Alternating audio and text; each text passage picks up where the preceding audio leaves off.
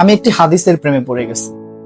হাদিসটা হচ্ছে ঠিক এমন যে যখন বান্দা একটি ঘরে কান্না শুরু করে এবং তখন আল্লাহর ফেরেশতারা বলে যে আল্লাহ তোমার এই বান্দাটা কি জন্য কষ্ট পাচ্ছে, এবং ফেরেশতারা আল্লাহর কাছে কান্নাকাটি করে বলে যে তার মনের ব্যথাকে তুমি আল্লাহ কমিয়ে দাও। তখন আল্লাহ তাআলা বলেন যে আমার বান্দা এমন কোনো কিছুর মায়া পড়েছিল বা ভালোবেসেছিল যা আমার চাইতে সে বেশি ওই জিনিসটার প্রতি ভালোবেসে ফেলেছিল।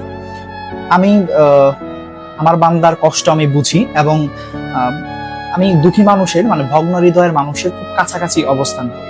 কত দূর? এক হাত দূরে আল্লাহ তাআলা অবস্থান করেন। হ্যাঁ? এবং আরেকটা কথা হচ্ছে ফেরেশতারা তখন বলতে থাকে আল্লাহ তুমি চাইলেই কি সেই বান্দার সেই অভাবগুলো তুমি পূরণ করতে পারো না?